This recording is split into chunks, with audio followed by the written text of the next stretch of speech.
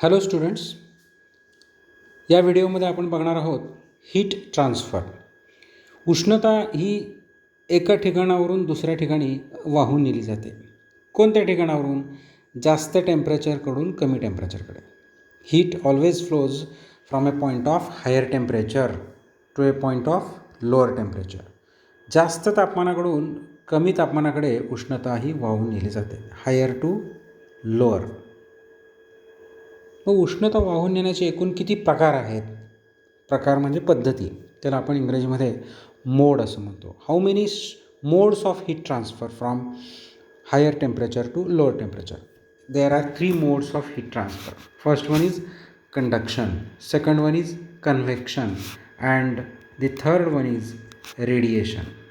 Conduction, convection आणि radiation असे उष्णता एका ठिकाणावरून दुसऱ्या ठिकाणी म्हणजे जास्त तापमानाकडून कमी तापमानाकडे वाहून नेण्याच्या या 3 पद्धती आहेत. त्यातल्या एक पद्धती आपण आता बघूयात. पहिली पद्धत कंडक्शन ऑफ हीट, नंतर दुसरी कन्व्हेक्शन ऑफ हीट आणि तिसरी रेडिएशन ऑफ हीट. पहिल्यांदा बघूयात आपण कंडक्शन ऑफ हीट. यासाठी एक एक्झाम्पल आपण इथं घेऊयात. समजा आपल्याकडे एक रॉड आहे आणि या रॉडला आपण एका टोकाला उष्णता देतो आहे. कोणत्या टोकाला उष्णता देतो आहे? समजा आपण इकडच्या टोकाला उष्णता देतो आहे, या टोकाला. एक कुठलं तरी टोक की ज्या टोकाला आपण उष्णता द्यायला लागलो आहे. आणि जे दुसरं टोक आहे ते थंड आहे. हळूहळू या टोकाकडून म्हणजे हॉट एंडकडून कोल्ड एंडकडे उष्णता वाहून नेली जाणार. दुसरं टोक जे आहे ते दुसरं टोक आपण जर त्याला हात लावला किंवा ते दुसऱ्या टोकाला आपण जो हातात धरलेलं आहे ते दुसरं टोक ते आपल्याला हळूहळू गरम व्हायला लागेल, तापायला लागलेलं दिसेल. मग या हॉट एंडकडून, हे हॉट आहे, दिस इज हॉट एंड, आणि हे कुठलं आहे? Cold end.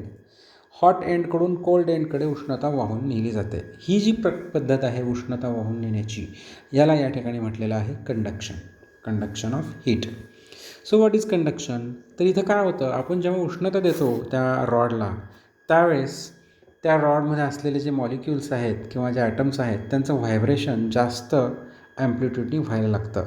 The molecules and the atoms vibrates with large amplitude. म्हणजे त्यांचं व्हायब्रेशन जास्त ॲम्प्लिट्यूडनी व्हायला लागलं की ते शेजारच्या नेबरर पार्टिकलला एनर्जी देतात आणि अशा प्रकारे ह्याच्या शेजारचा पार्टिकल एनर्जी घेतो, त्याच्या पुढचा शेजारचा पार्टिकल एनर्जी घेतो, असं एक पार्टिकल्स एनर्जी रिसीव्ह करत जातात आणि हॉट एंडकडून कोल्ड एंडकडे ती उष्णता अशा प्रकारे वाहून नेली जाते.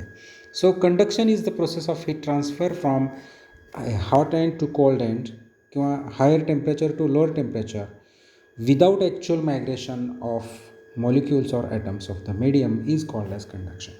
म्हणजे या ठिकाणी हा जो पार्टिकल इथला, हा पार्टिकल हॉट पार्टिकल इकडं असं उडून दुसऱ्या बाजूला जात नाही. ॲक्च्युअल मायग्रेशन म्हणजे जंप करणे किंवा पलायन करणे, उडून जाणे, तसं काही घडत नाही. विदाऊट ॲक्च्युअल मायग्रेशन म्हणजे तो जागेवरच व्हायब्रेट होतो आहे, फक्त त्याचा ॲम्प्लिट्यूड वाढत जातो आहे आणि एक नेबरर पार्टिकल्स ती एनर्जी घेत जात आहेत आणि ती उष्णता जास्त तापमानाकडून हॉट एंडकडून कोल्ड एंडकडे अशी वाहून नेली जाते. So conduction is the process of heat transfer from a higher temperature to a lower temperature without actual migration of molecules or atoms of medium is called as conduction. आणि हे conduction जे आहे हे generally सॉलिडमध्ये होतं आणि ही conduction ही जी process आहे ही खूप slow आहे, सावकाश प्रोसेस आहे. म्हणजे उष्णता वाहून नेण्याची सर्वात slow process. It occurs in solid and it is very slow process. दुसरी जी पद्धत आहे ती दुसऱ्या पद्धतीचं नाव आहे कन्व्हेक्शन. या कन्व्हेक्शनमध्ये आपण काय होतं, आता समजा आपल्याकडे असं एका भांड्यामध्ये आपण पाणी घेतलेलं आहे. आपण समजा एका भांड्यात पाणी घेतलं आणि त्याला आपण उष्णता दिली, तर खालचा जो लेअर आहे तो पहिल्यांदा उष्णता घेणार आणि हा खालचा लेअर उष्णता घेतला म्हणजे त्या लेअरला उष्णता मिळाली की तिथले मॉलिक्युल्स हलके होणार आणि ते हळूहळू वर यायला लागणार आणि जड जे वरचे मॉलिक्यूल आहेत ते खाली येत आहेत. खालचे मॉलिक्युल्स वर जात आहेत, वरचे मॉलिक्युल्स खाली येत आहेत. अशा प्रकारे या ठिकाणी एक प्रकारचा कन्व्हेक्शन करंट म्हणजे प्रवाह एक प्रकारचा सुरू झालेला आहे आणि पार्टिकल खालून वरून खाली असे मायग्रेट होत आहेत. अशा पद्धतीनं जी उष्णता वाहून नेली जाते या पद्धतीला म्हटलेलं आहे convection. So convection is the process of transfer of heat from a point of higher temperature to a point of lower temperature with actual migration. आता फक्त एकच शब्द तेवढा बदलायचा हा, with actual migration of the molecules or atoms of the medium. इथं without actual migration होतं, आता इथं काय आहे, with actual migration of the particle or atoms or molecules of that medium is called as convection. आणि हे convection generally कशामध्ये होतं सर, तर हे कन्व्हेक्शन लिक्विड आणि गॅस या दोन मीडियममध्ये, या दोन मॅटरच्या या दोन स्टेटमध्ये आपल्याला कन्व्हेक्शन ही प्रोसेस दिसून येते.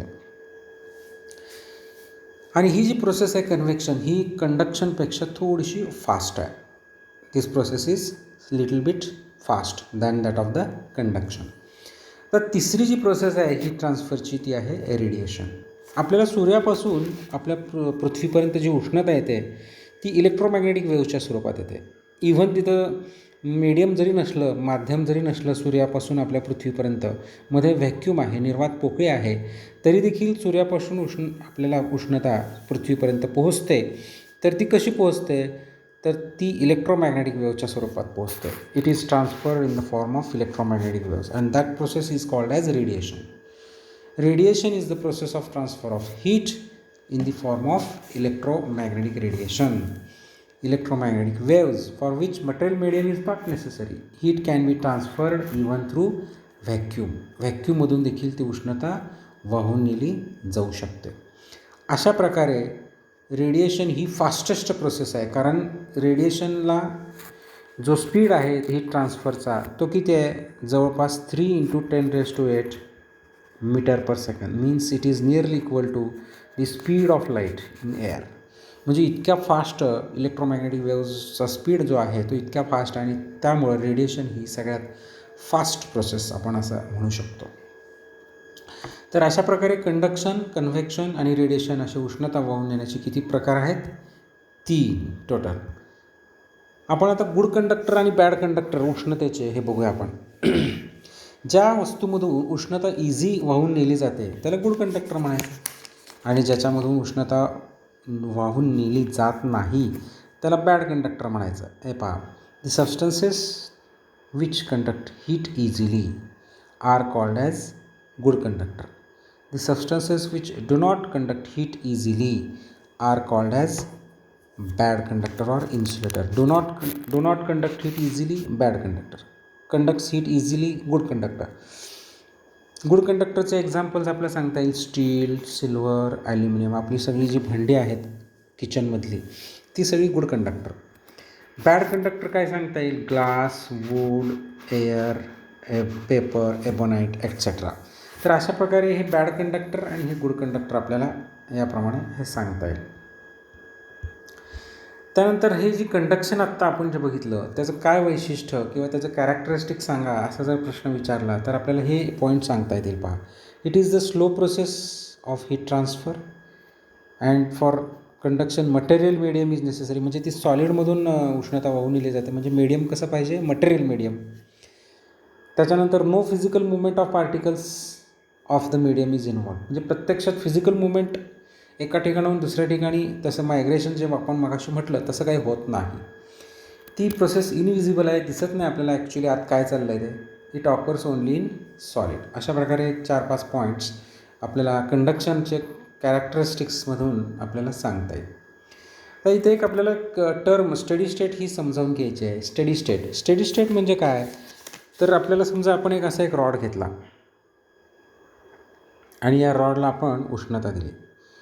ती उष्णता आपण एका टोकाला दिली, या टोकाला, आणि आपण काय केलं, समजा इथं वेगवेगळे असे 4 थर्मामीटर ठेवले. समजा पहिला थर्मामीटर इथं ठेवला, दुसरा थर्मामीटर इथं ठेवला, तिसरा थर्मामीटर इथं ठेवला. अशा प्रकारे 3 थर्मामीटर या ठिकाणी आपण ठेवले. मग मला सांगा, सगळ्यात पहिल्यांदा जेव्हा उष्णता आपण न्यायला चालू केली तेव्हा टेम्परेचर जे आहे ते पहिल्या थर्मामीटरमध्ये थोडंसं जास्त दिसेल, दुसऱ्या थर्मामीटरमध्ये थोडंसं कमी दिसेल, तिसऱ्या थर्मामीटरमध्ये अजून कमी दिसेल. मग जसं जसं ही उष्णता आपण वाढवत जाऊ, म्हणजे जसं जसं हे बर्नर आपण चालूच ठेवू तसं तसं हे पहिल्या थर्मामीटरमधली उष्णता एवढी मॅक्झिमम झाली ती कॉन्स्टंट राहणार. दुसऱ्या थर्मामीटरमध्ये पण हळूहळू उष्णता वाढत जाणार आणि ती पण नंतर कॉन्स्टंट होणार. नंतर तिसऱ्या थर्मामीटरमध्ये हळूहळू वाढत जाणार आणि ती कॉन्स्टंट होणार. म्हणजे तिन्ही थर्मामीटरमध्ये उष्णता सेम. म्हणजे काय होणार, ही वस्तू जी आपण जो रॉड घेतला आहे त्या सगळ्या रॉडमध्ये सगळीकडे समान तापमान झालेलं आहे. ती जी अवस्था आहे त्यालाच म्हणायचं स्टेडी स्टेट. बघा या ठिकाणी काय लिहिलं आहे, when one end of a metal rod is heated initially there is rise in temperature in all the neighbour segments. सुरुवातीला हळूहळू तापमान वाढत जाणार आहे प्रत्येक सेगमेंटमध्ये, प्रत्येक थर्मामीटरमध्ये. After a sufficiently long time, नंतर काही वेळानंतर temperature in all segments of the rod becomes steady. सगळ्या प्रत्येक थर्मामीटरमध्ये प्रत्येक सेगमेंटमध्ये टेम्परेचर हे काय होणार आहे, स्टेडी म्हणजे constant. This state is called as steady state. म्हणजेच काय झालं, सगळीकडे उष्णता कॉन्स्टंट झालेली आहे.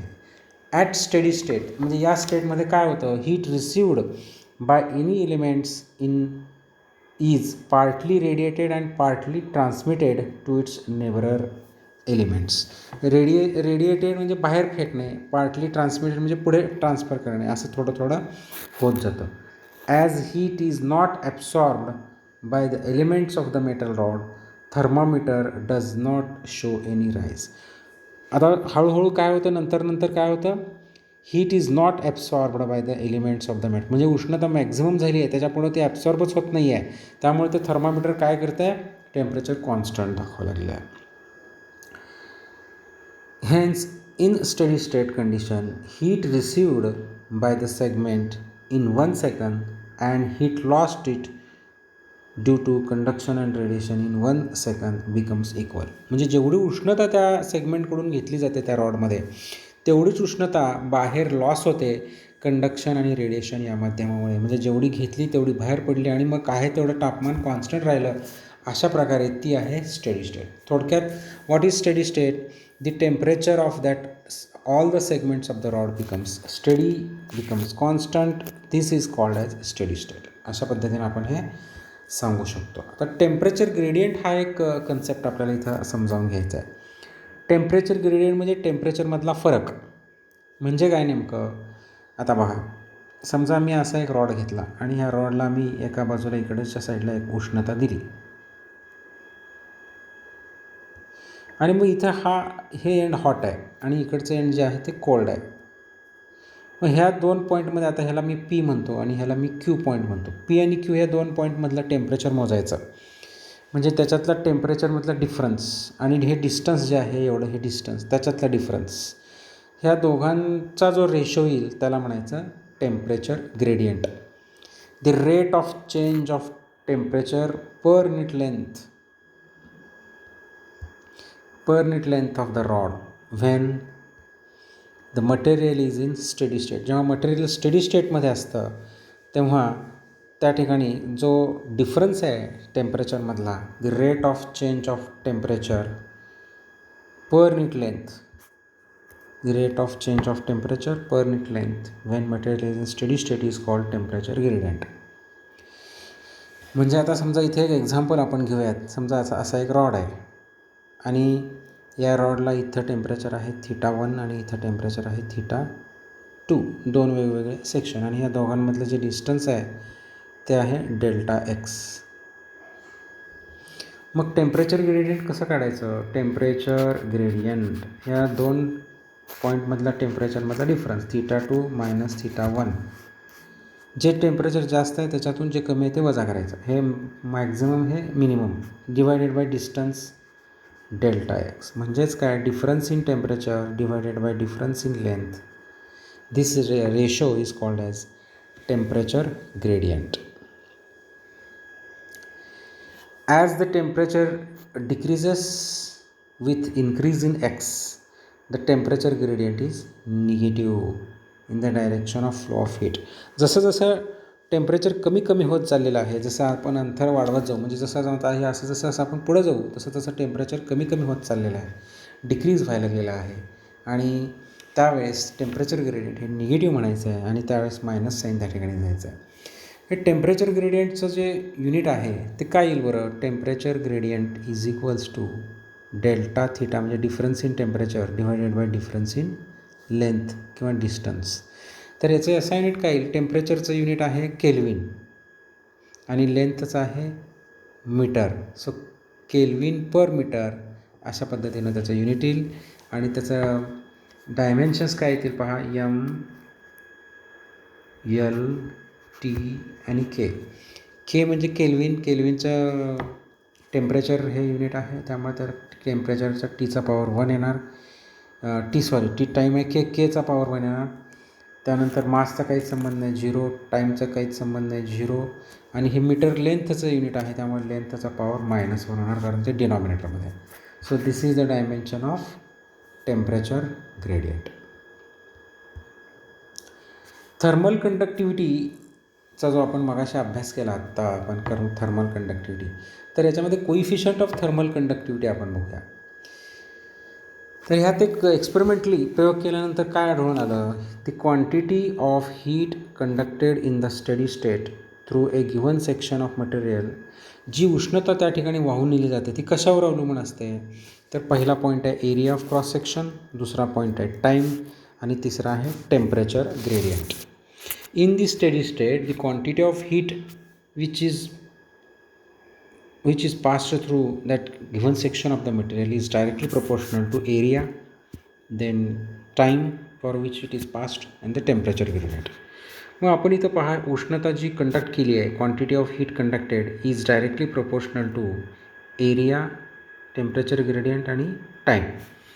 मग इथं मध्ये कॉन्स्टंट घेतला पहा आपण, हा K. This K is a constant of proportionality and that K is called as coefficient of thermal conductivity. या फॉर्म्युल्यावरून के इज इक्वल्स टू आपल्याला काय येईल पहा, क्यू तिथंच ठेवले आपण आणि ए खाली घेतलं आणि टी पण खाली घेतला डिनॉमिनेटरमध्ये, आणि हे delta theta upon delta X upon delta theta असं होणार, delta X upon delta theta. So this is the formula for coefficient of thermal conductivity.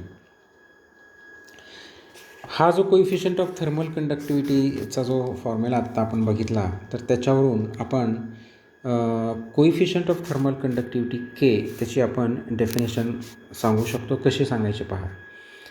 तर आत्ता आपण काय बघितलं, Q upon A T into delta X upon delta theta. जर समजा steady स्टेटमध्ये आपण हा जो टाईम आहे त्या टाईमची व्हॅल्यू 1 घेतली, 1 म्हणजे युनिट घेतली आपण, एरियाची व्हॅल्यू देखील 1 घेतली म्हणजे युनिट एरिया घेतला आपण, आणि हा टेम्परेचर डिफरन्स जो आहे,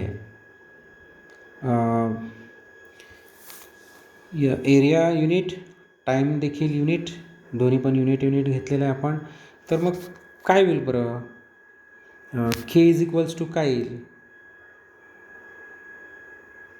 हा हा जो टेम्परेचर डिफरन्स आहे तो देखील आपण युनिट घेतला, delta theta upon delta x, याची व्हॅल्यू देखील आपण किती घेतली, 1. म्हणजे 3 गोष्टी 1 घेतल्या, area 1 unit, time 1 unit, temperature gradient देखील unit.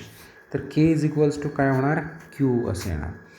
So coefficient of thermal conductivity K is defined as the quantity of heat Q that flows in the steady state per unit time through material of unit length